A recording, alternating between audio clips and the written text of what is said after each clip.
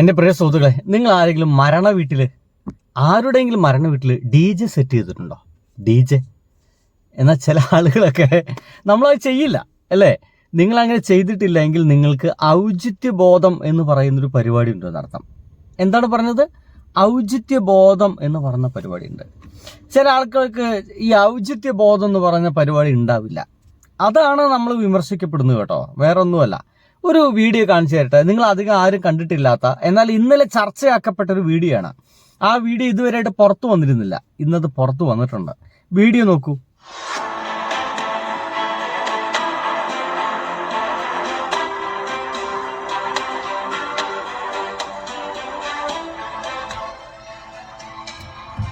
നിങ്ങൾക്ക് വീഡിയോ ഏതാണെന്ന് മനസ്സിലായില്ലേ? നമ്മുടെ സംസ്ഥാനം അതിഭീകരമായ പ്രളയക്കെടുതിയിൽ നേരിട്ടുകൊണ്ടിരിക്കുന്ന സമയത്ത് മുഖ്യമന്ത്രി കോഴിക്കോട് പങ്കെടുത്തൊരു പരിപാടിയുടെ ദൃശ്യങ്ങളാണ്. കനത്ത മഴ, അതിന്റെ ഭാഗമായിട്ട് 7 പേര് അപ്പോഴേക്കും മരണമടഞ്ഞിട്ടുണ്ടായിരുന്നു.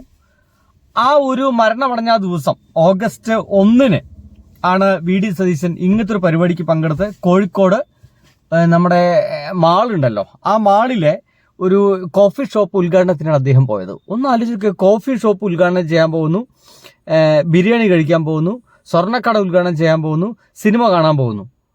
വല്ലാത്ത രസമുള്ള പരിപാടികളാട്ടോ. തൊട്ടപ്പുറത്ത് 10-18 പേര് മരണമടയുന്നു.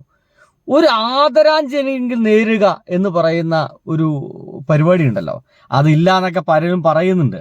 എന്തായാലും ഇനി ഇത് ഇന്നലെ ചോദ്യം ചോദിച്ചായിരുന്നു. ഇന്നലെ ഒരു മാധ്യമ പ്രവർത്തകൻ ചോദിച്ചപ്പോൾ അതിന് ഉത്തരമായിട്ട് എന്താണ് നമ്മുടെ മുഖ്യമന്ത്രി പറഞ്ഞത് ഇങ്ങനെയായിരുന്നു. ആ ചോദ്യം മറ്റും കേട്ടോളൂതാ, കേൾക്കൂട്ടാ. ഔദ്യോഗികമായ ആവശ്യത്തിന് തന്നെയാണ് പോയത്. സംസ്ഥാനത്തിന് ഗുണപരമായ ഒരു കാര്യത്തിനാണ് പോയത്.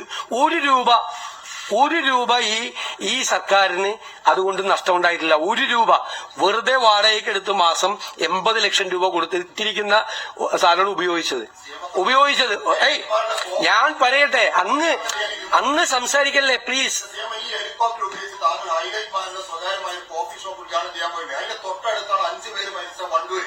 അവിടേക്ക് താങ്കളൊന്നും തിരിഞ്ഞു നോക്കിയിട്ടില്ല. ആ പ്രദേശത്ത് മലപ്പുറം ജില്ലയിൽ താങ്കൾ തന്നെ നേരത്തെ പറഞ്ഞു വെള്ളിയാഴ്ച 5 പേര് ദുരന്തത്തിൽ മരിച്ച പ്രദേശത്ത് പോകാതെ താങ്കൾ അതിന്റെ അരികിലൂടെ തന്നെയാണ് താങ്കൾ പോയിട്ടുള്ളത്.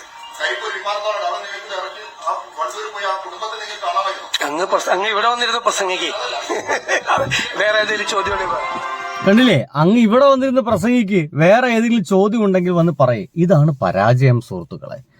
ഇതിനെയാണ് ഈ മരണ വീട്ടിൽ DJ സെറ്റ് ചെയ്യാന്നൊക്കെ പറയാ. കാരണം ഇദ്ദേഹം ഉദ്ഘാടനം ചെയ്ത കോഴിക്കോട്ട് നിന്ന് വെറും അരമണിക്കൂർ ദൂരം മാത്രമാണ് 5 പേർ മരണപ്പെട്ട സ്ഥലത്തേക്കുള്ളൂ. ഒന്ന് അവിടം വരെ പോയി ആ വീട്ടുകാരെ കാണുക എന്ന് പറയുന്ന ഒരു സാമാന്യ മര്യാദ എന്താ ചെയ്തില്ല എന്ന് ഒരു പത്രപ്രവർത്തകൻ ചോദിക്കുമ്പോൾ താങ്കൾ ഇവിടെ വന്ന് പ്രസംഗിച്ചോളൂ, വേറെ വല്ല ചോദ്യം ഉണ്ടെങ്കിൽ പറയുന്നതാണ്. ഈ ചോദ്യം എന്താ ചോദ്യമല്ലേ? നമ്മുടെ നാട്ടുകാരെ സംബന്ധിക്കുന്ന ചോദ്യമല്ലേ? അത് ചോദിക്കണ്ടേ? അതിന് ഉത്തരം നമുക്ക് വേണ്ടേ? എന്തുത്തരമില്ലാത്തത്? നിങ്ങൾ ഇങ്ങനത്തെ ഒരു പത്രസമ്മേളനം ഈ കഴിഞ്ഞാൽ നിങ്ങളുടെ ഈ ജീവിതകാലത്ത് ഇങ്ങനത്തെ ഒരു പത്രസമ്മേളനം നിങ്ങൾ കണ്ടിട്ടുണ്ടോ?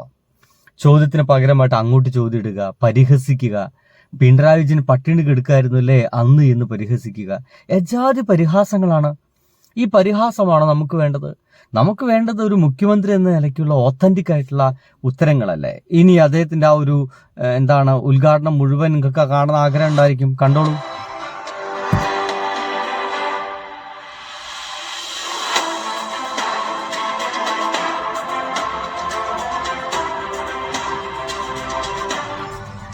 കണ്ടില്ലേ?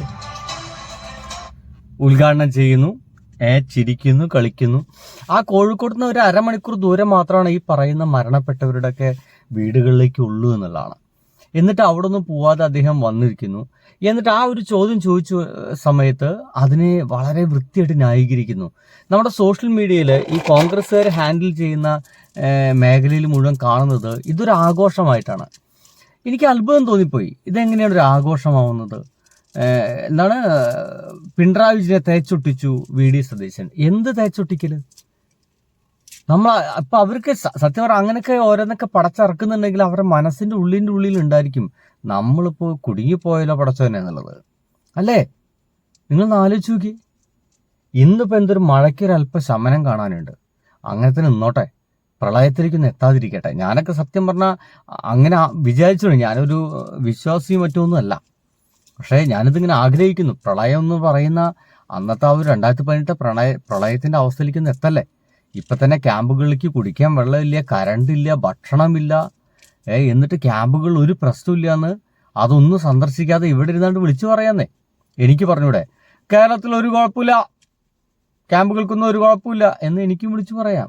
കാരണം ഞാനവിടെ പോയിട്ടില്ല, അവരുടെ പ്രശ്നങ്ങൾ ഞാൻ ചോദിച്ചറിഞ്ഞിട്ടില്ല. പക്ഷെ അങ്ങനെ പോവുകയും ചോദിച്ചറിയുകയും പ്രശ്നങ്ങൾ എന്തൊക്കെയാണ് തിരിച്ചറിയുകയും ചെയ്യുന്ന ഒരു മന്ത്രി ഉണ്ടായിരുന്നു. നിങ്ങൾക്ക് ഓർമ്മയുണ്ടോ 2018 വാസുകി എന്ന് പറയുന്ന ഒരു കളക്ടറൊക്കെ ലോറികളിൽ ദുരിതാശ്വാസ ക്യാമ്പുകളിലേക്ക് ഭക്ഷണ സാധനങ്ങളും മറ്റൊക്കെ ഇങ്ങനെ കയറ്റി അയക്കുന്നത് അല്ലേ? നിങ്ങളൊന്ന് ആലോചിച്ച് നോക്കിയേ, നിങ്ങൾക്ക് അങ്ങനത്തെ ഒരു ദൃശ്യം ഇപ്പോൾ കാണാൻ കഴിയുന്നുണ്ടോ? ആളുകൾ പോലും ഇറങ്ങുന്നില്ലടോ, ആളുകൾ ഇറങ്ങുന്നില്ല. ആ ദുരിതാശ്വാസ ക്യാമ്പുകളിലേക്ക് ഭക്ഷണം വേണ്ടി വരും, വസ്ത്രം വേണ്ടി വരും അല്ലേ? എന്തായാലും ഇപ്പോൾ അത്യാവശ്യം പേര് ദുരിതാശ്വാസ ക്യാമ്പിലുണ്ടല്ലോ. അവർക്ക് ഭക്ഷണം വേണം, വസ്ത്രം വേണം, കുടിവെള്ളം വേണം, അങ്ങനെ പലവിധ കാര്യങ്ങൾ അവർക്ക് ആവശ്യം ഉണ്ടാവില്ലേ? കുട്ടികൾ ഉണ്ടായിരിക്കും, മിഠായി വേണം, കളിപ്പാട്ടം വേണം, പുസ്തകങ്ങൾ വേണം, അങ്ങനെ ഒരുപാട് ഒരുപാട് വലിയ വലിയ കാര്യങ്ങളൊക്കെ അവർക്ക് ആവശ്യമുണ്ടെന്നേ. ചെറുതും വലുതായിട്ടുള്ള കാര്യങ്ങളൊക്കെ, കളിപ്പാട്ടങ്ങളൊക്കെ വലിയ ആവശ്യമാണ്. എൻ്റെ സുഹൃത്തുക്കളെ, 2018 ഇങ്ങനത്തെ ഒരു പ്രളയം ഉണ്ടായ സമയത്ത് എത്ര നാട്ടുകാരെ കളിപ്പാട്ടങ്ങൾ അയച്ചേ, എത്ര നാട്ടുകാരെ ഡ്രസ്സ് അയച്ചേ അല്ലേ? എന്നിട്ട് അവസാനം മുഖ്യമന്ത്രിക്ക് പറയേണ്ടി വന്നു, ഇനി വസ്ത്രം അയക്കല്ലേ, കളിപ്പാട്ടങ്ങൾ അയക്കല്ലേ. ഒരിക്കൽ പറഞ്ഞു, നിങ്ങൾ അയക്കുകയാണെങ്കിൽ പുതിയത് മാത്രം വാങ്ങിച്ചയക്കൂ. അപ്പൊ പിന്നെ പുതിയ ഡ്രസ്സിന്റെ കൂമ്പാരമായിരുന്നു. അവസാനം അത് കളക്ട് ചെയ്യാൻ വേണ്ടിയിട്ട് ഒരു വലിയ സ്ഥലം കണ്ടെത്തുന്നു, അവിടെ കളക്ട് ചെയ്യുന്നു, അവിടെ നിന്ന് വേർതിരിക്കുന്നു, കളിപ്പാട്ടങ്ങൾ വേർതിരിക്കുന്നു, കുട്ടികൾക്ക് കളിപ്പാട്ടം കൊണ്ടുകൊടുക്കുന്നു, ഫുട്ബോൾ കൊണ്ടുകൊടുക്കുന്നു അല്ലേ? ക്യാമ്പുകളൊക്കെ എന്തൊരു സന്തോഷത്തിലായിരുന്നു എന്ന് ആലോചിച്ച് നോക്കിയേ. ഇപ്പൊ അതൊന്നുമില്ല. ഞാൻ ആലോചിക്കുന്നത്, എന്താ നാട്ടുകാർക്ക് എന്താ പറ്റിയെന്ന് ആലോചിക്കുന്നത് അല്ലേ? നാട്ടുകാർക്ക് എന്താ പറ്റുക? എന്താ നാട്ടുകാർ ഇതൊന്നും അയച്ചു കൊടുക്കാത്തത്? എന്താ കളിപ്പാട്ടം അയച്ചു കൊടുക്കാത്തത്? കുട്ടികളൊക്കെ ഉണ്ടാവില്ലേ? എന്താണ് കട്ടില് വേണം, കിടക്ക വേണം, ഇതൊന്നും എന്താ ആരും അയച്ചു കൊടുക്കാത്തത്? വസ്ത്രങ്ങൾ അവർക്ക് ആവശ്യമാണ്, എന്താ അയച്ചു കൊടുക്കാത്തത്? ഇതൊന്നും ആരും അയച്ചു കൊടുക്കുന്നില്ലല്ലോ. എന്തുകൊണ്ടാ? അന്ന് ഇതൊക്കെ ആവശ്യമുണ്ട് എന്ന് വൈകുന്നേരങ്ങളിൽ വന്നിരുന്ന് പറയാൻ ഒരാളുണ്ടായിരുന്നു. അവരൊപ്പം നിൽക്കണമെന്ന് സ്നേഹത്തോടെ സഹാനുഭൂതിയോടെ വന്നിരുന്ന് പറയാൻ ഒരാളുണ്ടായിരുന്നു. ഇപ്പം നമ്മൾ കാണുന്നത് എന്തൊക്കെയോ അങ്ങോട്ട് വിളിച്ചു പറയുന്ന ഒരു മുഖ്യമന്ത്രിയാണ്. അന്ന് അതല്ല, നമുക്ക് തുടങ്ങല്ലേ എന്ന് പറഞ്ഞിട്ട് കാര്യങ്ങൾ വ്യക്തമായിട്ട് പറയുന്ന ഒരു മുഖ്യമന്ത്രിയായിരുന്നു. അപ്പോൾ ആ ഒരു അരമണിക്കൂർ മുഖ്യമന്ത്രി ബ്രീഫിംഗ് കഴിഞ്ഞാൽ തന്നെ ആളുകൾക്ക് തോന്നും നമുക്ക് എന്തെങ്കിലുമൊക്കെ അയച്ചു കൊടുക്കണം. നമ്മൾ കടകളിൽ പോവും, കുട്ടികളെ കുറേ ഡ്രസ്സ് വാങ്ങിക്കും, നന്നായിട്ട് പാക്ക് ചെയ്യും, എന്നിട്ട് അയച്ചു കൊടുക്കും. ഞങ്ങളൊക്കെ ചെയ്തിട്ടുള്ളതാ.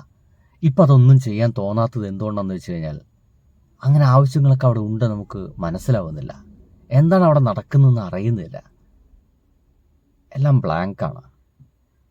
ബൈ.